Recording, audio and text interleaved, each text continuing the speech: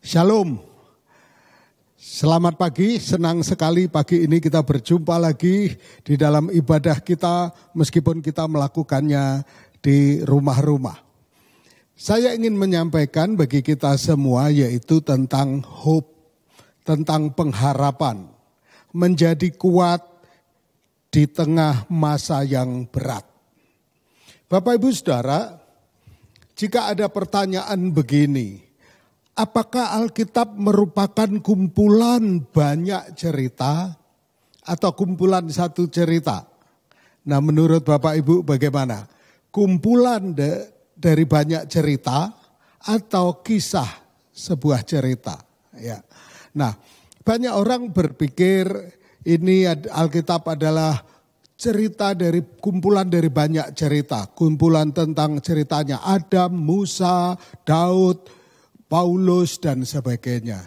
Tetapi ada orang yang berkata Alkitab adalah kisah dari Allah yang mengasihi manusia. Allah yang sejak awal penciptaannya dia mengasihi manusia. Nah, ada banyak pertanyaan yang bisa muncul. Ternyata Alkitab mengajarkan kepada kita juga melalui pertanyaan. Nah, kita akan coba lihat Roma pasal 8 ayat 31 dan sampai 35. Nah, Alkitab melakukan pendekatan melalui pertanyaan-pertanyaan untuk menyampaikan sesuatu yang penting bagi kita. Nah, kita mulai dari Roma pasal 8 ayat 31. Sebab itu apakah yang akan kita katakan tentang semuanya itu? Jika Allah di pihak kita, siapakah yang akan melawan kita? Ia yang tidak menyayangkan anaknya sendiri, tetapi yang menyerahkannya bagi kita semua. Bagaimanakah mungkin ia tidak mengaruniakan segala sesuatu kepada kita bersama-sama dengan dia? Ayat 33, siapakah yang akan menggugat orang-orang pilihan Allah? Allah yang membenarkan mereka? Siapakah yang akan menghukum mereka? Kristus Yesus yang telah mati? Bahkan lebih lagi, yang telah bangkit, yang juga duduk di sebelah kanan Allah, yang malah menjadi pembela bagi kita. Ayat 35, siapakah yang akan memisahkan kita dari kasih Kristus? Penindasan atau kesesakan atau penganiayaan atau kelaparan atau ketelanjangan atau bahaya atau pedang. Nah, Roma pasal 8 ayat 31 sampai 35 ini ternyata menampilkan teknik untuk menyampaikan kebenaran melalui pertanyaan-pertanyaan.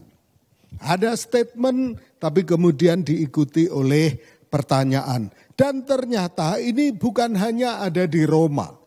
Nah, salah satu contoh saja ternyata di banyak Alkitab yang lain, bagian Alkitab yang lain juga disampaikan melalui pertanyaan. Sekarang saya coba contoh Mazmur 118 ayat 6. Mazmur 118 ayat 6. Tuhan di pihakku, aku tidak akan takut. Statementnya, Tuhan di pihakku, aku tidak akan takut. Kemudian diiringi pertanyaan, apakah yang dapat dilakukan manusia terhadap aku? Nah, jadi ternyata Alkitab memiliki teknik menyampaikan pertanyaan setelah statement. Apa maksudnya? Kalau kita rasakan coba ya, ketika tadi, jika Allah di pihak kita, siapakah lawan kita? Kalau di Mazmur, Tuhan di pihakku, aku tidak akan takut. Apakah yang dapat dilakukan manusia terhadap aku? Maka apa yang kita rasakan? Nah, yang kita rasakan bahwa pertanyaan-pertanyaan itu menolong kita untuk menghayati firman Tuhan secara lebih personal. secara lebih pribadi bagi kita. Yaitu menghidupi janji Tuhan yang kita baca, yang kita renungkan, yang kita gumulkan. Merenungkan firman Tuhan dan kemudian kita mengucapkannya dan juga menanyakannya. Karena kita tahu seperti apa yang disampaikan oleh Amsal 18 ayat 21, hidup dan mati dikuasai lidah. Siapa suka menggemakannya akan memakan buahnya. Siapa suka menggemakannya akan memakan buahnya. Nah, Alkitab mengajarkan ternyata bahwa kita bukan hanya penting merenungkan. Mazmur 1 katakan merenungkan siang dan malam. Ya. Tetapi penting juga menggemakannya. Menggemakannya supaya kita akan memakan memakan buahnya. Kita menggemakan janji Tuhan, kita mengucapkannya.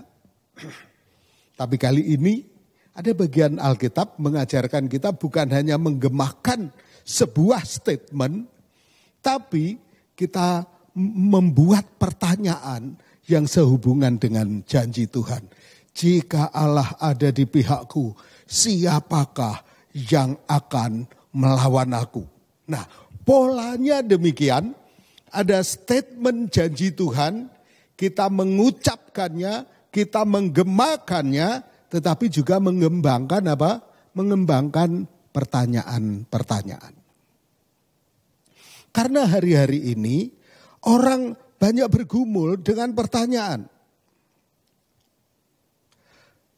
Kalau kita mengarahkan pertanyaan-pertanyaan tanpa kita kuasai pikiran kita, maka pertanyaan-pertanyaan itu akan muncul dan menyerang kita, melemahkan kita, mengintimidasi kita, membuat kita tidak bergairah dan bersemangat dengan pertanyaan-pertanyaan tersebut. Tentu dalam masa seperti ini banyak orang bertanya tentang yang berkaitan dengan COVID-19 misal. Kapan ini berakhir? PSBB, pandemi ini berakhir. Banyak orang terus bertanya, kapan ya ini berakhir ya? Kapan ya normal lagi ya? Begitu. Terus pertanyaan mungkin yang lebih personal lagi. Kira-kira saya bisa sakit enggak ini ya? Kemarin saya harus keluar.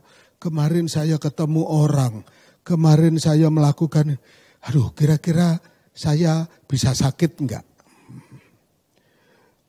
Terus dalam kondisi yang seperti ini, siapa yang bisa saya percaya?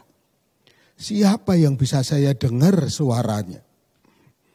Nah, terus yang lebih lagi mungkin kita berkata, apakah kita nanti kalau begini terus, kira-kira bisa kehabisan makanan enggak ya? Petani-petani masih nanam enggak, pasar masih buka enggak, toko dan sebagainya. Kita bisa kehabisan makanan apa enggak ya? Kapan kita bisa ibadah bersama-sama lagi? Nah, pertanyaan-pertanyaan ini akan terus ada dalam hati kita. Nah, karena itu kita penting mendisiplin pikiran kita, mengarahkan pikiran kita untuk justru membangun iman kita. Iman kita timbul dari pendengaran dan pendengaran akan firman Kristus. Dan ada teknik yang membuat kita bisa belajar melalui Roma ini, yaitu apa? Ada pernyataan, ada statement, ada janji Tuhan. Kita mengucapkannya dan kemudian kita mengembangkan pertanyaan berkaitan dengan janji tersebut. Kalau kita masih meragukan pertanyaan kita sendiri, maka terus ulangi janji Tuhan. Terus ulangi janji Tuhan. Sampai janji Tuhan itu membangkitkan iman di dalam hati kita. Misal contoh, kalau kita baca Mazmur 23 ayat 1. Ini saya pilih ayat-ayat yang kita populer ya. Mazmur 23 ayat 1 katakan, Tuhan adalah gembalaku, takkan kekurangan aku. Tuhan adalah gembalaku, takkan kekurangan aku. Masukkan di hati pikiran kita, Tuhan adalah gembalaku, takkan kekurangan aku. Nah, ketika kita membaca bahwa karena Tuhan adalah gembala kita, maka kita tidak akan kekurangan, maka kita bisa kembangkan dengan pertanyaan, apakah yang akan menjadi kekuranganku? Makanankah? Minumankah? Atau pakaiankah? Sampai sekarang Tuhan adalah gembalaku dan aku tidak pernah berkekurangan. Pertanyaan-pertanyaan itu menantang statement janji Tuhan yang kita baca. Ya. Nah, lagi misalkan Yakobus 1 ayat 5. Ketika kita merasa sedang bergumul tentang sesuatu yang harus kita pikirkan, sesuatu yang harus segera kita putuskan, maka kita ingat janji Tuhan di Yakobus 1 ayat 5 yang mengatakan begini. Tetapi apabila di antara kamu ada yang kekurangan hikmat, hendaklah ia memintakannya kepada Allah, yang memberikan kepada semua orang dengan murah hati dan dengan tidak membangkit-bangkit. Maka hal itu akan diberikan kepadanya. Kalau anak kalimatnya misal enggak saya baca, maka kalimatnya begini. Tetapi apabila di antara kamu ada orang yang berkekurangan hikmat, hendaklah ia memintakannya kepada Allah. Itu akan diberikan kepadanya. Jadi ketika kita akan mengambil keputusan, ketika kita akan memilih hal-hal tertentu di dalam hidup kita, maka Tuhan berjanji. Kalau kita kekurangan hikmat, mintalah hikmat. Karena ia akan memberikan kepadanya. Ya.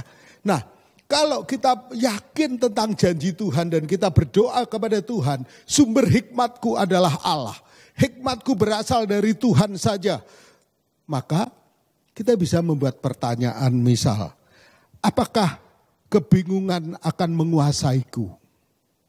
Apakah kebingungan akan menguasaiku? No, karena Tuhan sumber segala hikmatku. Pengetahuan, akal budi, semua berasal dari Tuhan. Kalau aku menghadapi hal-hal yang pelik, maka sumber hikmatku adalah dari Tuhan. Tuhan bisa memakai orang, Tuhan bisa memakai pengetahuan, Tuhan bisa memakai bacaan, Tuhan bisa memakai apa saja. Karena Tuhan adalah sumber hikmatku. Apakah masalahku akan menemui jalan buntu? Kalau Tuhan adalah sumber hikmat kita, pasti ada jalan keluar. Tuhan akan berbicara kepada kita. Tuhan akan menunjukkan hikmatnya kepada kita. Amin. Jadi statement janji Tuhan diikuti oleh apa? Pertanyaan yang menantang janji Tuhan. Kadang-kadang kita mengalami keraguan. Benarkah Tuhan sudah membebaskan aku? Kan aku masih jatuh dalam dosa. Aku masih sering berbuat kesalahan. Kira-kira bagaimana? Tapi kita ingat firman Tuhan. Misal Roma 8 ayat 1. Demikianlah sekarang. Tidak ada penghukuman bagi mereka yang ada di dalam Kristus. Tidak ada penghukuman bagi mereka yang ada di dalam Kristus. Amin. Nah, kita bisa jawab pertanyaan itu. Adakah yang membuatku ragu akan pengampunan Yesus? Adakah dosa yang terlalu besar untuk diampuni oleh Yesus? Adakah kesalahan yang terlalu gelap yang tidak bisa diampuni oleh Yesus? Apakah kasih Yesus hanya berlaku dulu dan sekarang tidak? Demikianlah sekarang tidak ada penghukuman bagi mereka yang ada di dalam Yesus. Ada lagi 1 Korintus 15 ayat 57. Saya kasih satu lagi ya. Tetapi syukur kepada Allah yang telah memberikan kepada kita kemenangan oleh Yesus Kristus Tuhan kita. Sekali lagi, tetapi syukur kepada Allah yang telah memberikan kepada kita kemenangan oleh Yesus Kristus Tuhan kita. Kita bisa bertanya, jika ujung-ujungnya adalah menang, apa yang membuat aku menyerah? Jika ujung-ujungnya adalah kemenangan di dalam Yesus, apa yang membuat kita menyerah? Nah, jadi Alkitab itu unik sekali. Alkitab memberikan janji-janji, dan ketika kita menggemakan janji itu, membangkitkan iman dalam hati kita, hidup kita akan berkemenangan di dalam Tuhan. Tetapi Bapak Ibu Saudara,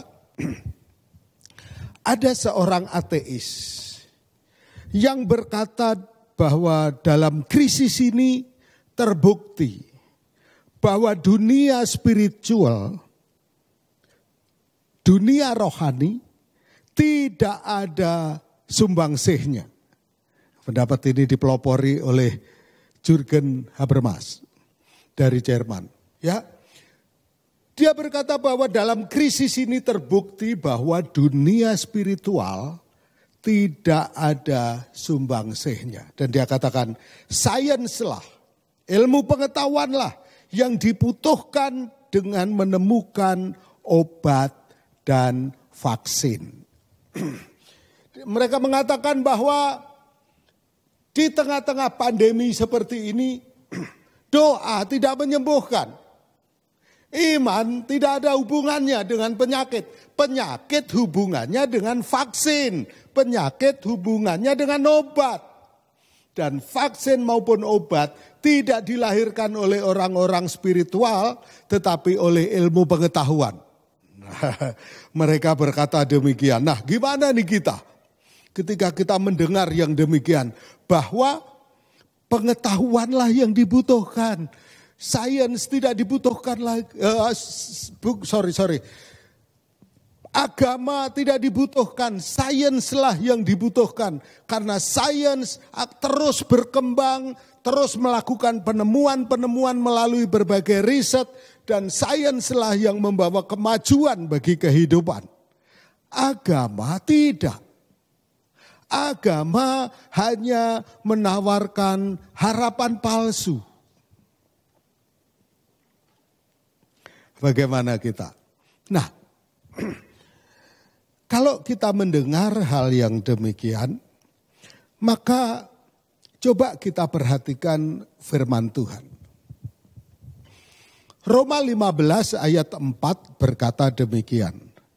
Sebab segala sesuatu yang ditulis dahulu telah ditulis untuk menjadi pelajaran bagi kita, supaya kita teguh berpegang pada apa?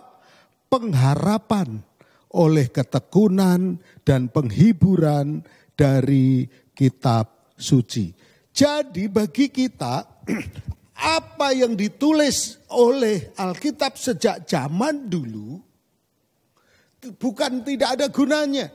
Bukan hanya sekedar sejarah, bukan hanya sekedar masa lalu. Tetapi Alkitab katakan supaya menjadi pelajaran bagi kita. Apa yang tertulis pada masa lalu menjadi pelajaran bagi kita. Apa yang terjadi pada Abraham, yang terjadi pada Musa, pada Daud, dan seterusnya, itu semua menjadi apa? Pelajaran bagi kita. Supaya kita teguh berpegang pada pengharapan. Karena itu kita percaya orang yang banyak membaca firman Tuhan dan merenungkan dan menggemakan firman Tuhan, maka dia akan teguh dalam pengharapan. Itu janji Alkitab. Itu janji Allah bagi kita semuanya. Orang yang berpegang pada pengharapan oleh ketekunan dan penghiburan dari kitab suci. Jadi segala yang ditulis itu ketika kita rajin tekun membaca dan belajar dari semua itu, maka apa? Kita akan teguh di dalam pengharapan. Roma 15 ayat 13. Semoga Allah sumber pengharapan memenuhi kamu dengan segala sukacita dan damai sejahtera dalam iman kamu, supaya oleh kekuatan Roh Kudus kamu berlimpah-limpah dalam pengharapan. Supaya kamu apa? Berlimpah-limpah dalam pengharapan. Jadi Allah lah sumber pengharapan kita. Kita percaya kepada Tuhan, segala tulisan yang dulu dicatat dan kemudian kita belajar daripadanya, kita tekun di dalamnya, maka apa? Allah membangkitkan pengharapan dalam hati kita. Dialah sumber pengharapan kita. Jadi kerohanian memiliki kontribusi yang sangat besar dalam hidup kita. Memang spiritual mungkin tidak menemukan vaksin, tidak menemukan obat. Tetapi orang yang berpengharapan, orang yang memiliki hikmat di dalam Tuhan, karena dia percaya kepada firman Tuhan, dia suka menggemakan firman Tuhan, maka orang yang penuh pengharapan, mereka akan menjadi orang-orang yang gigih. Mereka akan menjadi orang-orang yang ulet. Tuhan bisa pakai mereka untuk menemukan berbagai-bagai penemuan yang berguna bagi peradaban, bagi kehidupan manusia.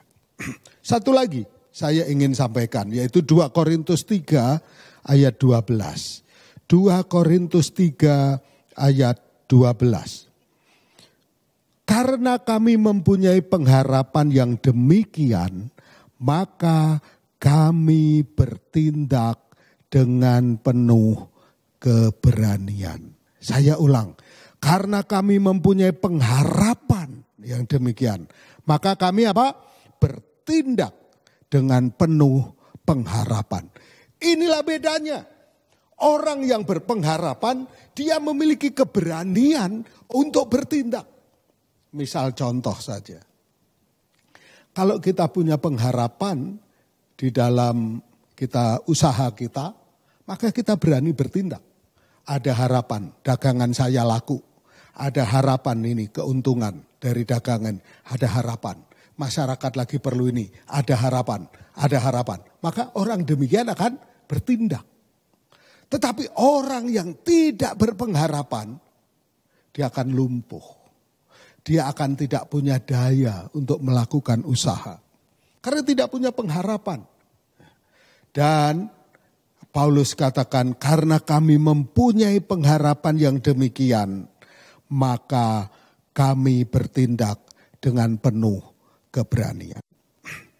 Inilah pentingnya pengharapan. Pengharapan di dalam Tuhan.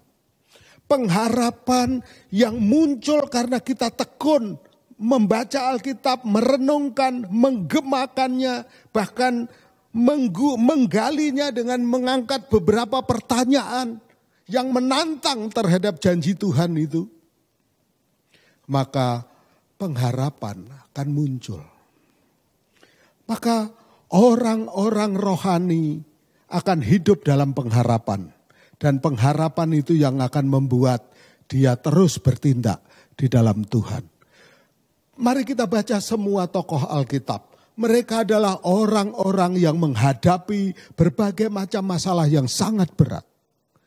Tetapi karena mereka punya pengharapan di dalam Tuhan, mereka terus maju. Mereka menjadi pemenang. Ada seorang penulis, seorang apologetik, seorang ahli dalam apologet yang bernama R.C. Sproul. Nah, R.C. Sproul ini berkata demikian. Harapan disebut sauh atau jangkar jiwa di dalam Ibrani 6 ayat 19. Karena memberi stabilitas pada kehidupan Kristen. Coba kalau kita lihat jangkar ya, ketika jangkar itu dilempar, tertancap, maka ombak tidak berhenti. Ombak terus ada, tetapi karena jangkar itu ada, maka kapal itu tidak akan kemana-mana dan tidak akan tenggelam. Betul? Tidak akan larut hanyut oleh gelombang. Dia tetap, pengharapan itu seperti itu. Dengan pengharapan gelombang tetap ada. Tapi kita menjadi stabil. Kita menjadi kuat dan teguh di dalam Tuhan. Karena apa? Karena pengharapan. Tetapi Sproul katakan, harapan bukan sekedar keinginan. Saya berharap ini dan itu akan terjadi. Oh, saya berharap minggu depan dapat mobil dan kita pikir mobil akan datang. Saya harap minggu depan saya punya pacar dan pacar itu nongol di depan pintu. Tidak. Harapan bukan sekedar keinginan, melainkan apa yang melekat pada kepastian janji-janji masa depan yang telah Tuhan buat. Pengharapan yang melekat pada kepastian janji-janji masa depan yang diberikan oleh Tuhan. Berarti pengharapan yang membuat kita kuat adalah pengharapan di mana itu hasil kita bergumul dengan firman Tuhan, hasil kita merenungkan firman Tuhan, bahkan menantang firman Tuhan dengan pertanyaan-pertanyaan seperti Roma 8 ayat 31 sampai 35 tadi. Dan akhirnya pengharapan-pengharapan itu mengendap di dalam hati kita. Melahirkan keberanian untuk bertindak bersama-sama dengan Tuhan. Jadi di tengah-tengah pandemi yang seperti ini, satu hal yang sangat penting bagi kita, yaitu apa? Harapan. Pengharapan di dalam Tuhan. Ya, pengharapan di dalam Tuhan. Seringkali dalam berbagai masalah, Tuhan tidak melenyapkan masalahnya. Tetapi Tuhan menanamkan harapan yang teguh. Sehingga kita berani bertindak sesuai dengan harapan.